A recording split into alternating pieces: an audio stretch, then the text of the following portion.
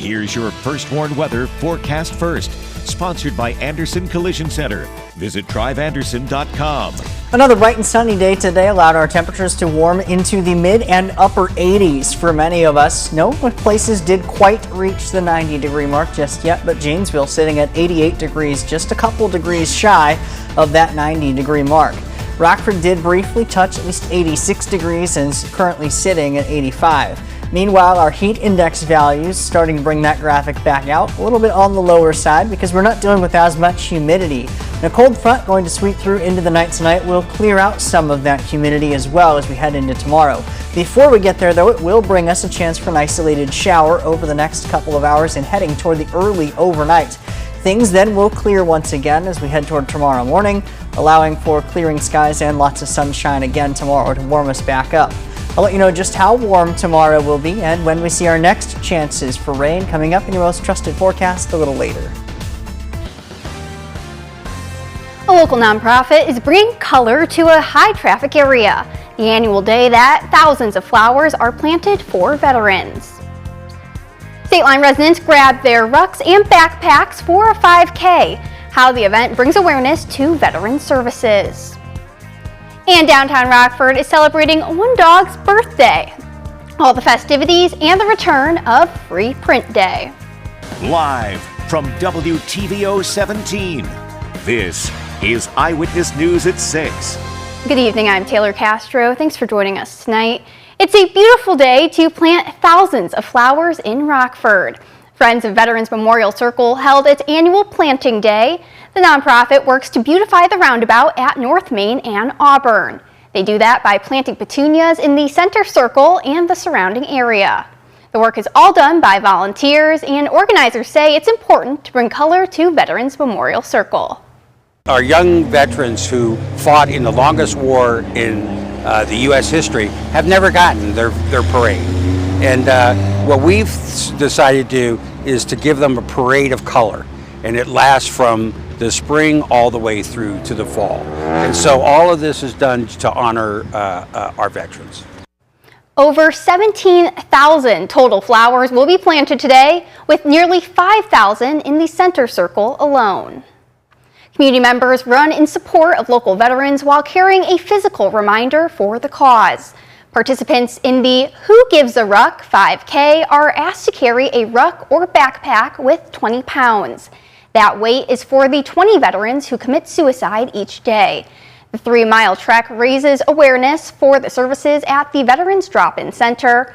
Last year, people saw how the event starts the conversation. The camaraderie that happens while they were walking and the conversations that they had, I know was helpful to many of them. So we really want to emphasize that there's a whole community here who wants to support them and wants them to know that their service is available. This is the second annual Who Gives a Ruck 5K. Social Security recipients are set to get a boost in their checks next year. It's basically a cost of living adjustment as inflation remains high. The increase is expected to be larger than previously predicted. One analyst of Social Security adjustments says the boost could be about 3.2%. That's based on April inflation data, which shows the consumer price index moving up. The average Social Security retirement benefit would go up $61 a month. Final percentage adjustments will be made in mid-October. Illinois lawmakers are considering several measures to address the state's opioid crisis. With 1 week left in the spring session, at least 3 bills have passed through the House. According to the Chicago Tribune, one measure has the potential to broaden access to fentanyl test strips. Another would provide people with a history of drug-related charges or substance abuse an overdose reversal drug when they're released from jail or prison. A third bill would develop drug education for kids, adding fentanyl education starting in 6th grade. Workers were called to the Wisconsin State Capitol yesterday to remove some special plants that had sprouted in the front lawn. Turns out they were cannabis plants. Dozens of them were spotted amid a tulip garden outside the Capitol building in Madison. More tests are needed to determine if the plants are just hemp or if they contain enough THC to be considered marijuana. The drug is still illegal in Wisconsin. Officials believe someone intentionally planted the seeds. TikTok and the U.S. Justice Department team up to request a fast-track decision regarding a potential TikTok ban. Yesterday, TikTok, ByteDance, and a group of content creators joined forces with the Justice Department, requesting the U.S. Court of Appeals in the District of Columbia decide on a potential TikTok ban by December 6th. This comes after a group of TikTok creators filed suit to block the previously passed law. It would ban TikTok in the U.S. if not sold by its parent company, ByteDance, by January 19th, 2025. A similar lawsuit was filed last week by ByteDance, claiming the law violates First Amendment free speech protections. Elon Musk says the social media platform formerly known as Twitter has completed its transition to X. The site's URL is now x.com. It has been about a year and a half since Musk completed his $44 billion acquisition of Twitter. A message on the site's login page says privacy and data protection settings remain unchanged. Downtown Rockford was transformed into a mini golf course, all to raise money for causes sponsored by the Rockford Fire Department. Blake Dietz hit the links to learn more about the fundraiser.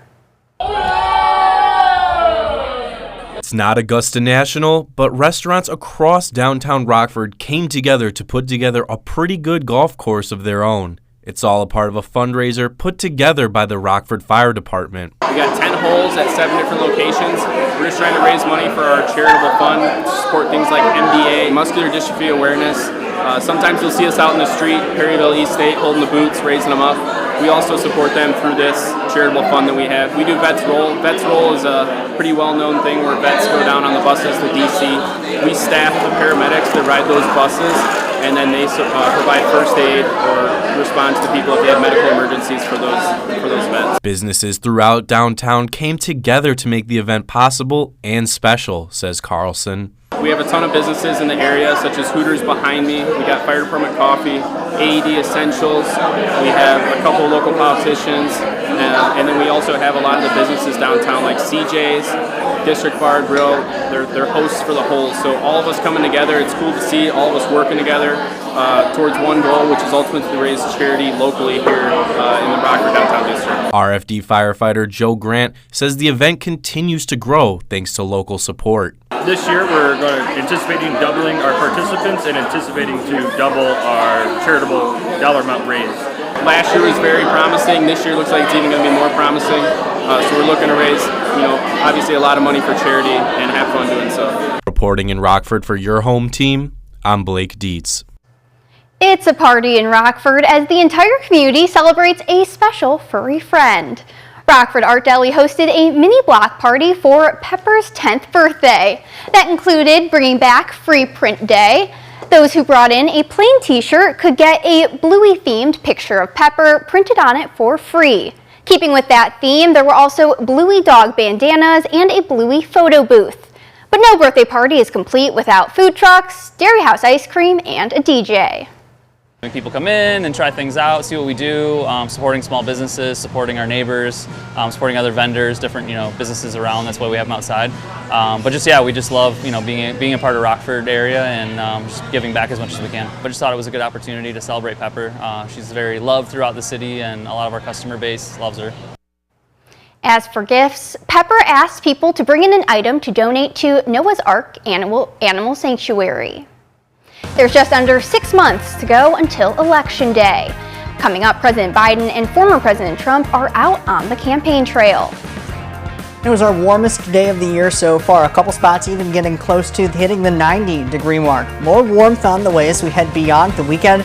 But that comes with additional rain and storm chances. I'll track our chances for any severe weather coming up in just a few minutes.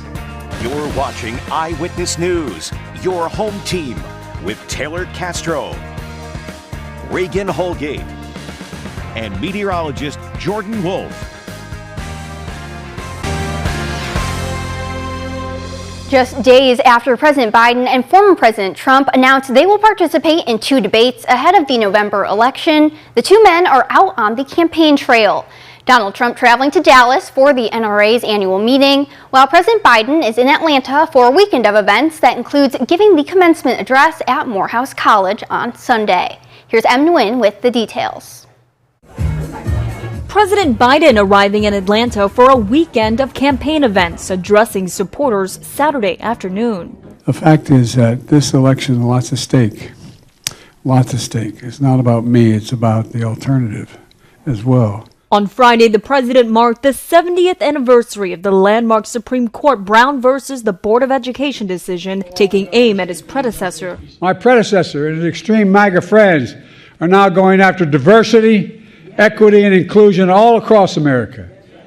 They want a country for some, not for all. Meanwhile, President Trump is in Dallas making a stop at the NRA's annual meeting. The NRA was a big supporter of Trump during his 2016 campaign. Earlier this week, both men announcing they have agreed to 2 debates. The first will happen June 27th on CNN. Trump accepted in writing, saying, "Let's get ready to rumble." On Friday, the former president mocking one of the debate moderators. Fake Tapper and these people, they're going to be fine. They're going to be fair. I think they're going to be fair. And if they're not, you have to deal with it, right? The second debate is scheduled for September 10th on ABC. Well, make my day, pal. I'll even do it twice. Both campaigns chose to go around the Nonpartisan Commission on Presidential Debates, the traditional organizer since 1988, instead opting to go face-to-face in studio with no live audience. But with the first debate scheduled for June, it will take place before either man is technically their party's nominee. It was an absolutely gorgeous day across the state line today with highs in the 80s. Similar weather again tomorrow, but rain and storms may be on the way soon. Jordan times out the chances for severe weather coming up.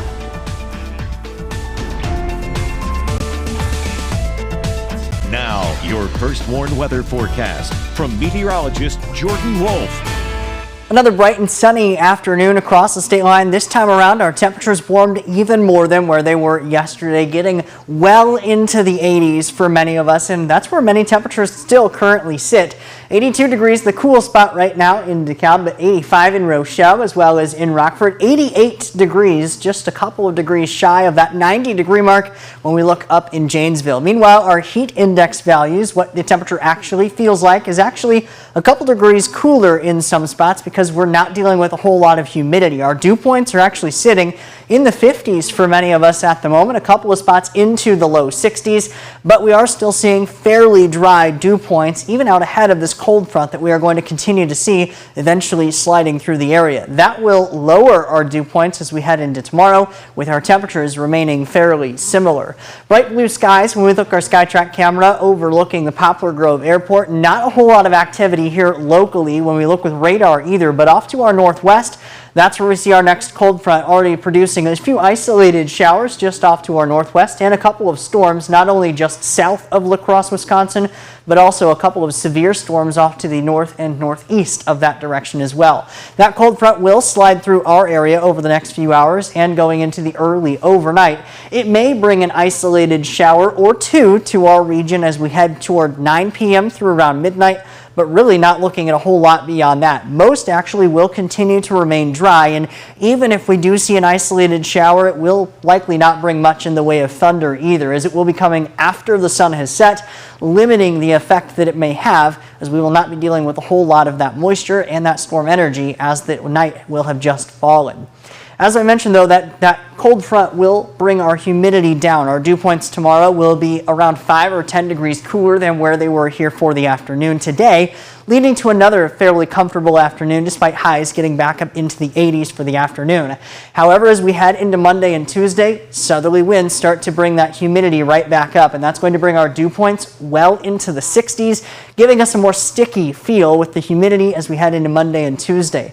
That paired with some stronger winds aloft may bring us some chances for storms as well. Notice on Monday, we at least have a chance for some of those stronger storms with a little bit of wind shear. This is a map showing our winds just a few thousand feet above the atmosphere, above the surface.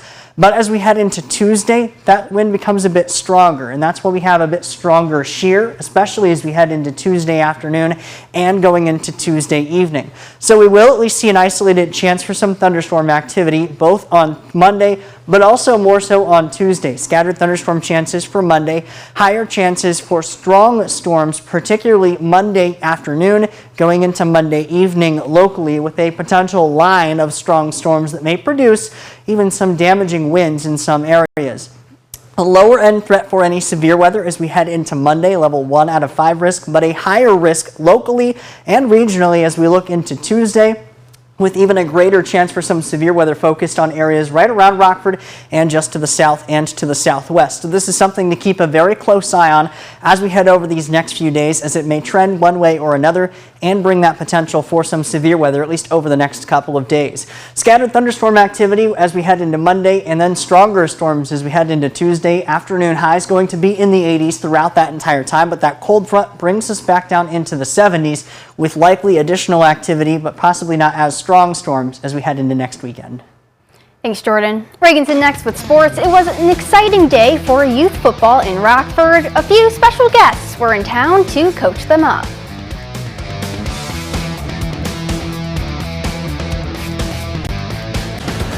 Now sports with Reagan Holgate.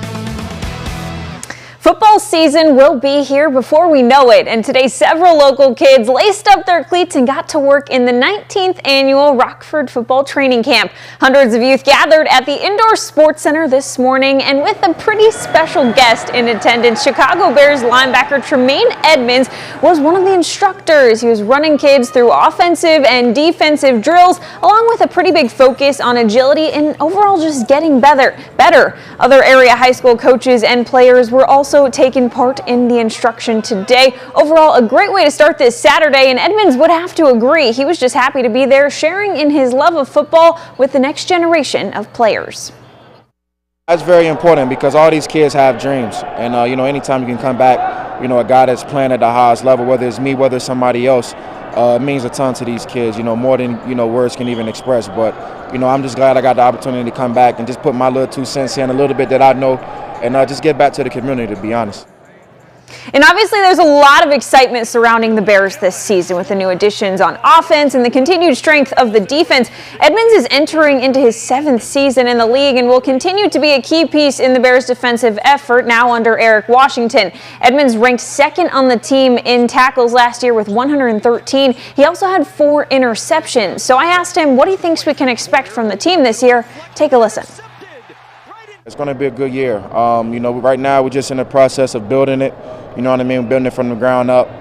It's really taking it one day at a time. I know it's a lot of expectations, but it's kind of like calming those expectations down and really focusing on the work, because the work is really what it is. That's what gets you to, to have an opportunity to play in the big game.